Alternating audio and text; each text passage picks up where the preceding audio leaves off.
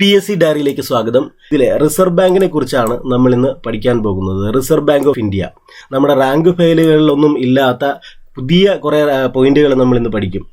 Reserve bank of India വായ്പകളുടെ നിയന്ത്രകൻ എന്നാണ് ഇതറിയപ്പെടുന്നത്. Reserve bank of ഇന്ത്യയെ വായ്പകളുടെ നിയന്ത്രകൻ എന്നാണ് റിസർവ് ബാങ്ക് ഓഫ് ഇന്ത്യ അറിയപ്പെടുന്നത്. വായ്പകളുടെ നിയന്ത്രകൻ. റിസർവ് ബാങ്ക് ഓഫ് ഇന്ത്യയുടെ റീജിയണൽ ഓഫീസുകളുടെ എണ്ണം 4 എണ്ണമാണ്. റിസർവ് ബാങ്ക് ഓഫ് ഇന്ത്യയുടെ റീജിയണൽ ഓഫീസുകൾ 4 എണ്ണമാണ്. ഇത് നിർബന്ധമായിട്ടും അറിഞ്ഞിരിക്കേണ്ട ഒരു പോയിന്റാണ്. റിസർവ് ബാങ്കിന്റെ ഹെഡ് ക്വാർട്ടർ അറിയാം നമുക്കല്ലേ, മുംബൈയിലാണ്. RBI മുംബൈയിലാണ്. റിസർവ് ബാങ്കിന്റെ ഹെഡ് ക്വാർട്ടർ എന്ന് പറയുന്നത് മുംബൈയിലാണ്. അതുകൂടാതെ ചെന്നൈയിലുണ്ട് ഇതിന്റെ ഒരു ഓഫീസ്, റീജിയണൽ ഓഫീസ് എന്ന് പറയുന്നത് ചെന്നൈയിലുണ്ട്, പിന്നെ കൊൽക്കത്തയിലുണ്ട് അല്ലെ, പിന്നെ ഡൽഹിയിലുമുണ്ട്. അപ്പോൾ ഈ 4 റീജിയണൽ ഓഫീസുകൾ കൃത്യമായി അറിഞ്ഞിരിക്കണം. ഇവിടേക്കാണ് മുംബൈ, ചെന്നൈ, കൊൽക്കത്ത, ഡൽഹി. അടുത്ത ഒരു പോയിന്റ് നോക്കാം. ഏറ്റവും കുറച്ചു കാലം റിസർവ് ബാങ്ക് ഗവർണർ ആയിരുന്നത് അമിതാവ് ഘോഷാണ് അല്ലെ.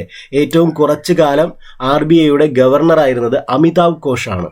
ഇനി ബാങ്കിംഗ് ഓംബുഡ്സ്മാനെ നിയമിക്കുന്നത് റിസർവ് ബാങ്ക് ഓഫ് ഇന്ത്യ ആണ്. റിസർവ് ബാങ്ക് ഓഫ് RBI ആണ്. ബാങ്കിംഗ് ഓംബുഡ്സ്മാനെ നിയമിക്കുന്നത് RBI ആണ്. ബാങ്കുമായി ബന്ധപ്പെട്ട പരാതികൾ, ഇപ്പം നമുക്ക് എന്തെങ്കിലും ബാങ്കുമായി ബന്ധപ്പെട്ട പരാതികൾ ഉണ്ടെങ്കിൽ ബാങ്കിംഗ് ഓംബുഡ്സ്മാനെ സമീപിക്കാം. അപ്പോൾ അവരത് പരിഹരിച്ചു തരും. അപ്പോൾ അത്തരത്തിലൊരു സംവിധാനം ഉണ്ട്. അപ്പോൾ ഈ ബാങ്കിംഗ് ഓംബുഡ്സ്മാനെ നിയമിക്കുന്നത് റിസർവ് ബാങ്ക് ആണ്. Reserve bank. അപ്പോൾ അടുത്തത്, ബാങ്ക് നോട്ടുകളുടെ മൂല്യത്തിന് ഉറപ്പ് കൊടുക്കുന്നത് റിസർവ് ബാങ്ക് ഗവർണറാണ് അല്ലെ. ബാങ്ക് നോട്ടുകളുടെ മൂല്യത്തിന് ഉറപ്പ് കൊടുക്കുന്നത് ആരാണ്? ബാങ്ക് നോട്ടുകളുടെ മൂല്യത്തിന് ഉറപ്പ് കൊടുക്കുന്നത് റിസർവ് ബാങ്ക് ഗവർണറാണ്. ബാങ്കുകളുടെ മൂല്യത്തിന് ഉറപ്പ് കൊടുക്കുന്നത് റിസർവ് ബാങ്ക് ഗവർണറാണ്. ഇന്ത്യയിൽ ഏത് ധനകാര്യ സ്ഥാപനമാണ് വായ്പ പണം പ്രദാനത്തെ നിയന്ത്രിക്കുന്നത്? റിസർവ് ബാങ്ക് ആണ്. ഇന്ത്യയിൽ ഏത് ധനകാര്യ സ്ഥാപനമാണ് വായ്പ പണം പ്രദാനത്തെ നിയന്ത്രിക്കുന്നത്? അത് റിസർവ് ബാങ്ക് ആണ്. റിസർവ് ബാങ്കിന്റെ തലവൻ ഏത് പേരിൽ അറിയപ്പെടുന്നു? ഗവർണർ എന്നാണ് അല്ലെ. റിസർവ് ബാങ്കിന്റെ തലവൻ ഗവർണർ എന്നറിയപ്പെടുന്നു. Reserve bank governor. Reserve bank act പ്രകാരം റിസർവ് ബാങ്കിന്റെ കാര്യങ്ങൾ നിയന്ത്രിക്കുന്നത് ആരാണ്? അത് കേന്ദ്ര ഡയറക്ടർ ബോർഡാണ് അല്ലെ. കേന്ദ്ര director board. Reserve bank act പ്രകാരം റിസർവ് ബാങ്കിന്റെ കാര്യങ്ങൾ നിയന്ത്രിക്കുന്നത് കേന്ദ്ര ഡയറക്ടർ ബോർഡാണ്. റിസർവ് ബാങ്ക് ഓഫ് ഇന്ത്യയുടെ ആദ്യത്തെ ചീഫ് ഫിനാൻഷ്യൽ ഓഫീസർ അല്ലെ, CFO, chief financial officer Sudha ബാലകൃഷ്ണനാണ്. റിസർവ് ബാങ്ക് ഓഫ് ഇന്ത്യയുടെ ആദ്യത്തെ ചീഫ് ഫിനാൻഷ്യൽ ഓഫീസറാണ് സുധാ ബാലകൃഷ്ണൻ. ഇന്ത്യൻ കറൻസി നോട്ടിൽ ഒപ്പിടാത്ത ഏക റിസർവ് ബാങ്ക് ഗവർണർ ആരാണ്? അത് ജെയിംസ് ഓസ്ബോൺ സ്മിത്ത് ആണ്. ഇന്ത്യൻ കറൻസി നോട്ടിൽ ഒപ്പിടാത്ത ഏക റിസർവ് ബാങ്ക് ഗവർണറാണ് ജെയിംസ് ഓസ്ബോൺ സ്മിത്ത് എന്ന് പറയുന്നത്. അടുത്ത ഒരു പോയിന്റ്, ഇന്ത്യയിൽ 500,000 രൂപ നോട്ടുകൾ പിൻവലിക്കുമ്പോൾ റിസർവ് ബാങ്ക് ഗവർണർ ആരായിരുന്നു? ഊർജിത് പട്ടേൽ. ഇത് നമുക്ക് അറിയാവുന്ന കാര്യമാണല്ലേ. ഈ 500,000 രൂപ നോട്ടുകൾ പെട്ടെന്ന് പിൻവലിച്ചത്. അപ്പോൾ ഊർജിത് പട്ടേൽ ആയിരുന്നു ആ സമയത്തെ RBIയുടെ ഗവർണർ എന്ന് പറയുന്നത്. രാജ്യാന്തര നാണയനിധിയിൽ അല്ലെ, ഇന്റർനാഷണൽ മോണിറ്ററി ഫണ്ട് അല്ലെ, IMF എന്ന് പറയും. രാജ്യാന്തര നാണയനിധിയിൽ IMFൽ ഇന്ത്യയെ പ്രതിനിധാനം ചെയ്യുന്നത് റിസർവ് ബാങ്ക് ആണ് അല്ലെ. ഇന്റർനാഷണൽ മോണിറ്ററി ഫണ്ട് IMF, അന്താരാഷ്ട്ര നാണയ നിധി, രാജ്യാന്തര നാണയനിധിയിൽ ഇന്ത്യയെ, അതായത് IMFൽ ഇന്ത്യയെ പ്രതിനിധാനം ചെയ്യുന്നത് റിസർവ് ബാങ്ക് ആണ്. റിസർവ് ബാങ്ക് ഓഫ് ഇന്ത്യയുടെ സ്ഥാപിത മൂലധനം എത്ര കോടിയായിരുന്നു? അത് 5 കോടി രൂപയാണ് അല്ലെ. ഇന്നിപ്പോൾ നമ്മൾക്ക് 5 കോടി രൂപയേ ഉള്ളൂ. അത് ഒരു നിസ്സാര തുകയാണ് അല്ലെ ഇന്നത്തെ കാലത്ത് 5 കോടി രൂപ. പക്ഷേ ഇത് തുടങ്ങുന്ന സമയത്ത് അത് വലിയ ഒരു സംഭവം തന്നെയാണ് അല്ലെ. റിസർവ് ബാങ്ക് ഓഫ് ഇന്ത്യയുടെ സ്ഥാപിത മൂലധനം എത്ര കോടിയായിരുന്നു? അത് 5 കോടി രൂപയാണ്. റിസർവ് ബാങ്ക് ഓഫ് ഇന്ത്യയുടെ സ്ഥാപിത മൂലധനം 5 കോടി രൂപയായിരുന്നു. റിസർവ് ബാങ്ക് ഡെപ്യൂട്ടി ഗവർണറായ ആദ്യ വനിത, അത് KJ ഉദ്ദേശിയാണ്. റിസർവ് ബാങ്ക് ഡെപ്യൂട്ടി ഗവർണറായ ആദ്യ വനിത KJ ഉദ്ദേശി. ഏറ്റവും കൂടുതൽ കാലം റിസർവ് ബാങ്ക് ഓഫ് ഇന്ത്യയുടെ ഗവർണർ ആയിരുന്നത് ബെനഗൽ രാമറാവു ആണ് അല്ലെ. ഏറ്റവും കുറച്ചു കാലം നമ്മൾ പഠിച്ചു. ആരാണ് ഏറ്റവും കുറച്ചു കാലം ഇത് RBIയുടെ ഗവർണർ ആരെന്ന് പഠിച്ചു? അത് നമ്മുടെ അമിതാവ് ഘോഷ് ആണെന്ന് നമ്മൾ പഠിച്ചാണ്. ഏറ്റവും കുറച്ചു കാലം അമിതാവ് ഘോഷ് അല്ലെ. ഇപ്പോൾ ഏറ്റവും കൂടുതൽ കാലം എന്നാണ്. ഏറ്റവും കൂടുതൽ കാലം റിസർവ് ബാങ്ക് ഗവർണർ ആയിരുന്നത് ആരാണ്? അത് ബെനഗൽ രാമറാവു ആണ്. അല്ലെ. അപ്പോൾ കൂടുതൽ കാലവും കുറച്ചു കാലവും നമുക്ക് മനസ്സിലായി. അടുത്തത്, ഇന്ത്യൻ കറൻസി നോട്ടിൽ ഒപ്പിട്ട ആദ്യത്തെ റിസർവ് ബാങ്ക് ഗവർണറാണ് ജെയിംസ് ടൈലർ എന്ന് പറയുന്നത്. ഇന്ത്യൻ കറൻസി നോട്ടിൽ ഒപ്പിട്ട ആദ്യത്തെ റിസർവ് ബാങ്ക് ഗവർണറാണ് ജെയിംസ് ടൈലർ എന്ന് പറയുന്നത്. ഇന്ത്യയിലെ 100 രൂപ നോട്ടിൽ കാണുന്ന ഒപ്പ് ആരുടേതാണ്? അത് RBI ഗവർണറുടേതാണ്, റിസർവ് ബാങ്ക് ഗവർണറുടേതാണ്.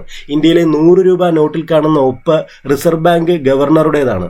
റിസർവ് ബാങ്ക് ഓഫ് ഇന്ത്യ ദേശസാൽക്കരിക്കപ്പെട്ട വർഷം വളരെ പ്രധാനപ്പെട്ട ഒരു വർഷമാണ് 1949 എന്ന് പറയുന്നത്. വളരെ പ്രധാനപ്പെട്ടതാണ്. RBI ദേശസാൽക്കരിക്കപ്പെട്ടത്, നാഷണലൈസ് ചെയ്യപ്പെട്ടത്, reserve bank of India nationalise ചെയ്യപ്പെട്ടത് വർഷം 1949 ഏത് ആക്ട് പ്രകാരമാണ് റിസർവ് ബാങ്ക് ഓഫ് ഇന്ത്യ നിലവിൽ വന്നത്? അത് 1934 reserve bank of India act പ്രകാരമാണ് നമ്മുടെ റിസർവ് ബാങ്ക് നിലവിൽ വന്നത്. അപ്പോൾ ഏത് ആക്ട് പ്രകാരമാണ് റിസർവ് ബാങ്ക് നിലവിൽ വന്നത്? 1934 reserve bank of India act. ഏത് കമ്മീഷന്റെ ശുപാർശ പ്രകാരമാണ് റിസർവ് ബാങ്ക് ഓഫ് ഇന്ത്യ നിലവിൽ വന്നത്? Hilton Young commission. അപ്പോൾ RBI അല്ലെങ്കിൽ റിസർവ് ബാങ്ക് ഓഫ് ഇന്ത്യ നിലവിൽ വരാൻ കാരണമായ കമ്മീഷൻ ഏതാണ്? Hilton Young commission. അടുത്ത കറൻസി നോട്ടുകളിൽ റിസർവ് ബാങ്ക് ഗവർണറുടെ ഒപ്പ് എത്ര ഭാഷകളിലാണ് കാണപ്പെടുന്നത്? 2 ഭാഷകളിൽ. നമ്മൾ ഈ നോട്ടുമായി ബന്ധപ്പെട്ടത് നമുക്ക് പഠിക്കാൻ എളുപ്പമാണ്. നമ്മൾ എന്തായാലും നോട്ട് കൈകാര്യം ചെയ്യുന്നവരാണ്. അപ്പോൾ നിങ്ങൾ ആ 500 രൂപ നോട്ട് ഒന്ന് നോക്കുക. അതിൽ ഏത് ചിത്രമാണ് കാണുന്നത്? ചെങ്കോട്ടയുടെ അല്ലേ? അതിൽ എത്ര ഭാഷകളിൽ എഴുതിയിട്ടുണ്ട് നോട്ടിന്റെ മൂല്യം? അതൊക്കെ നിങ്ങൾ നോക്കണം. അതിൽ മലയാളം എത്രാമതാണ് വരുന്നത്? അതുപോലെ തന്നെ അതിലെ ഇപ്പോൾ പറയുന്ന ഗവർണർ എത്ര ഭാഷകളിൽ ഒപ്പിട്ടിട്ടുണ്ട്? ഇതൊക്കെ നമ്മൾ നോക്കി മനസ്സിലാക്കി വെച്ചാൽ നമുക്ക് എളുപ്പമായിരിക്കും. ഹിൽട്ടൺ യങ് കമ്മീഷനെ നിയമിച്ച വൈസ്രോയി ആര്? അത് റീഡിംഗ് പ്രഭുവാണ് അല്ലെ? ഹിൽട്ടൺ യങ് കമ്മീഷൻ കാരണമാണ് നമ്മുടെ RBI നിലവിൽ വരുന്നത് അല്ലെ? അതേപോലെ ഹിൽട്ടൺ യങ് കമ്മീഷനെ നിയമിച്ച വൈസ്രോയി ആരെന്ന് ചോദിച്ചാൽ അത് റീഡിംഗ് പ്രഭുവാണ്, റീഡിംഗ് പ്രഭു. Royal commission of Indian currency അല്ലെ? എന്താണ് royal commission of Indian currency and finance എന്നറിയപ്പെട്ട കമ്മീഷനാണ് ഹിൽട്ടൺ യങ് കമ്മീഷൻ എന്ന് പറയുന്നത്. ഇതൊക്കെ സ്റ്റേറ്റ്മെന്റ് ആയിട്ട് ചോദിക്കാൻ പറ്റുന്ന നല്ല പോയിന്റുകളാണ്. Royal commission of Indian currency and finance എന്നറിയപ്പെട്ട കമ്മീഷൻ ഏതാണ്? Hilton Young commission. ഭാരതീയ റിസർവ് ബാങ്കിന്റെ ആദ്യത്തെ ഓട്ടോമേറ്റഡ് നോട്ട് പ്രോസസിംഗ് സെന്റർ അല്ലെ 2020 സ്ഥാപിച്ചത് എവിടെയാണ്? ജയ്പൂരിലാണ്.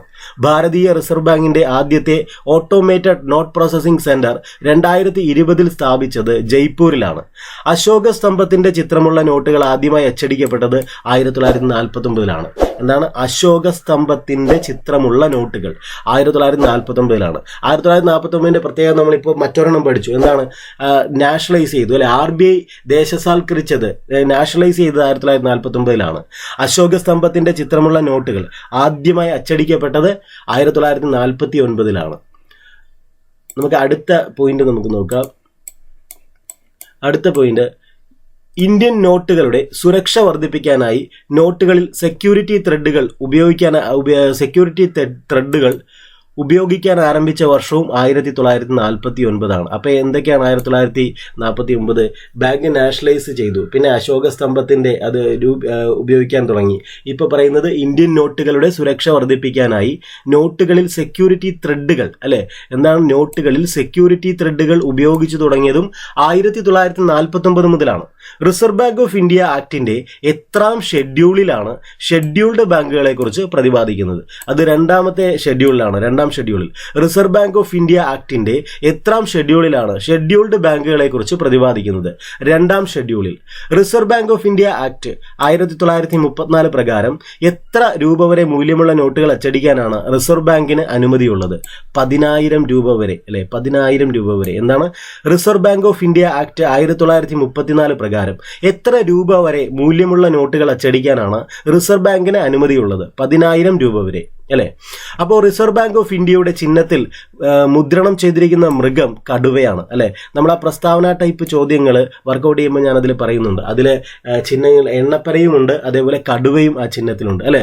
റിസർവ് ബാങ്ക് ഓഫ് ഇന്ത്യയുടെ ചിഹ്നത്തിൽ മുദ്രണം ചെയ്തിരിക്കുന്ന മൃഗം കടുവയാണ്. പിന്നെ എണ്ണപ്പനയും നമുക്ക് ആ ചിഹ്നത്തിൽ കാണാൻ പറ്റും അല്ലെ? എണ്ണപ്പനയും കാണാൻ പറ്റും. അടുത്തത്, റിസർവ് ബാങ്ക് ഓഫ് ഇന്ത്യയുടെ ചിഹ്നത്തിൽ മുദ്രണം ചെയ്തിരിക്കുന്ന വൃക്ഷം എന്ന് പറയുന്നത് എണ്ണപ്പനയാണ്. ആ വൃക്ഷം എണ്ണപ്പനയാണ് അല്ലെ? റിസർവ് ബാങ്ക് ഓഫ് ഇന്ത്യയുടെ കേന്ദ്ര ഓഫീസ് സ്ഥിതി ചെയ്യുന്ന സ്ഥലം മുംബൈയാണ് അല്ലെ? ഹെഡ് ഓഫീസ് എവിടെയാണ്? RBIയുടെ ഹെഡ് ഓഫീസ് മുംബൈയാണ്. മുംബൈ ബേസ് ചെയ്തിട്ട് ഒത്തിരി ഇൻസ്റ്റിറ്റ്യൂഷൻസ് ഉണ്ട്. അത് നമ്മൾ കൃത്യമായിട്ട് മനസ്സിലാക്കി വെക്കണം. കാരണം ചേരുംപടി ചേർക്കാൻ ചോദിക്കും. ബാങ്കുകളിൽ നിന്ന് റിസർവ് ബാങ്ക് പണം വാങ്ങുമ്പോൾ നൽകേണ്ട പലിശ നിരക്ക് റിവേഴ്സ് റിപ്പോ നിരക്കാണ്. ഇത് ഇമ്പോർട്ടൻ്റ് ആണ്, എപ്പോഴും തിരിഞ്ഞു പോകുന്നതാണ് ചിലർക്കൊക്കെ. ബാങ്കുകളിൽ നിന്ന് റിസർവ് ബാങ്ക് പണം വാങ്ങുമ്പോൾ, തിരിച്ചാണ് കേട്ടോ, റിസർവ് ബാങ്കിൽ നിന്ന് ബാങ്കുകളല്ല, ബാങ്കുകളിൽ നിന്ന് റിസർവ് ബാങ്ക് പണം വാങ്ങുമ്പോൾ നൽകേണ്ട പലിശയാണ് റിവേഴ്സ് റിപ്പോ എന്ന് പറയുന്നത്. ബാങ്കുകളിൽ നിന്നും റിസർവ് ബാങ്ക് പണം വാങ്ങുമ്പോൾ ആ ബാങ്കുകൾക്ക് RBI അങ്ങോട്ട് പലിശ കൊടുക്കുന്നുണ്ട്. അതാണ് റിവേഴ്സ് റിപ്പോ എന്നറിയപ്പെടുന്നത്. ബാങ്കുകളിൽ നിന്ന് റിസർവ് ബാങ്ക് പണം വാങ്ങുമ്പോൾ നൽകേണ്ട പലിശ നിരക്കാണ് റിവേഴ്സ് റിപ്പോ നിരക്ക് എന്നറിയപ്പെടുന്നത്. ഇന്ത്യയിൽ ബാങ്കിംഗ് രംഗത്തെ പരമാധികാരി എന്ന് വിശേഷിപ്പിക്കപ്പെടുന്ന സ്ഥാപനമാണ് reserve bank of India, RBI. ഇന്ത്യയിൽ ബാങ്കിംഗ് രംഗത്തെ പരമാധികാരി എന്ന് വിശേഷിപ്പിക്കപ്പെടുന്ന സ്ഥാപനം RBI, reserve bank of India ആണ്. ഇന്ത്യയിൽ ഉദാരവൽക്കരണത്തിന് തുടക്കം കുറിച്ച സമയത്ത്, അതായത് 1991 കാലഘട്ടത്തിൽ റിസർവ് ബാങ്ക് ഗവർണർ എസ് വെങ്കട്ടരമണനാണ്. എസ് വെങ്കട്ടരമണൻ ആരാണ്? ഇന്ത്യയിൽ ഉദാരവൽക്കരണത്തിന് തുടക്കം കുറിച്ച സമയത്ത്, അതായത് 1991 റിസർവ് ബാങ്ക് ഗവർണർ എന്ന് പറയുന്നത് എസ് വെങ്കട്ടരമണനാണ്. എസ് വെങ്കട്ടരമണൻ. ഇതൊന്നും അങ്ങനെ എനിക്കൊന്നും റാങ്ക് ഫയലിൽ അങ്ങനെ ഉണ്ടോ എന്ന് എനിക്ക് സംശയമാണ്. ഈ പോയിന്റുകളൊക്കെ കുറേയധികം പോയിന്റുകളൊന്നും റാങ്ക് ഫയലിലില്ല. അപ്പോൾ അടുത്ത ഒരു പോയിന്റ് നോക്കുക. ഇന്ത്യയിലെ ബാങ്കിംഗ് രംഗത്തെ നിയന്ത്രിക്കുന്ന സ്ഥാപനം എന്ന് പറയുന്നത് RBI ആണ്, റിസർവ് ബാങ്ക് ഓഫ് ഇന്ത്യ. ഇന്ത്യയിലെ ബാങ്കിംഗ് രംഗത്തെ നിയന്ത്രിക്കുന്ന സ്ഥാപനം റിസർവ് ബാങ്ക് ഓഫ് ഇന്ത്യ ആണ്, RBI. റിപ്പോ നിരക്ക് എന്തിനെയാണ് സൂചിപ്പിക്കുന്നത്? റിപ്പോ നിരക്ക് നമ്മൾ അവിടെ ഒരു റിവേഴ്സ് റിപ്പോ നിരക്ക് പഠിച്ചു അല്ലെ. ഇപ്പോൾ പറയുന്നത് റിപ്പോ നിരക്ക് എന്തെന്നാണ്. റിപ്പോ നിരക്ക് ഇത്രയേ ഉള്ളൂ. റിസർവ് ബാങ്കിൽ നിന്ന് ബാങ്കുകൾ എടുക്കുന്ന വായ്പയുടെ പലിശയാണ് അല്ലെ. റിസർവ് ബാങ്കിൽ നിന്ന് ബാങ്കുകൾ എടുക്കുന്ന വായ്പയുടെ പലിശയാണ് റിപ്പോ നിരക്ക് എന്നറിയപ്പെടുന്നത്. ഇത് തിരിച്ചാണ്, അതായത് റിസർവ് ബാങ്കിൽ നിന്നും ഒരു ബാങ്ക് വായ്പ എടുക്കുകയാണെങ്കിൽ ഏർപ്പെടുത്തുന്ന പലിശയാണ് റിപ്പോ നിരക്ക്. ഇനി തിരിച്ച് ബാങ്കുകളിൽ നിന്നും നമ്മുടെ റിസർവ് ബാങ്ക് പലിശയ്ക്ക് എടുക്കുകയാണെങ്കിൽ അത് റിവേഴ്സ് റിപ്പോ എന്നറിയപ്പെടും. അടുത്തത്, കാഴ്ച പരിമിതിയുള്ളവർക്ക് പുതിയ കറൻസി നോട്ടുകൾ തിരിച്ചറിയാൻ സഹായിക്കുന്നതിന് ഭാരതീയ റിസർവ് ബാങ്ക് ആരംഭിച്ച ആപ്പാണ് മണി എന്ന് പറയുന്ന app. Mobile aided note identifier എന്നാണ് ആപ്പിന്റെ മുഴുവൻ പേര്. Mobile aided note identification. അപ്പോൾ എന്താണ്? കാഴ്ച പരിമിതിയുള്ളവർക്ക് പുതിയ കറൻസി നോട്ടുകൾ തിരിച്ചറിയാൻ സഹായിക്കുന്നതിന് ഭാരതീയ റിസർവ് ബാങ്ക് ആരംഭിച്ച ആപ്പാണ് MANI app. Mobile aided note identifier എന്നാണ് മുഴുവൻ പേര്.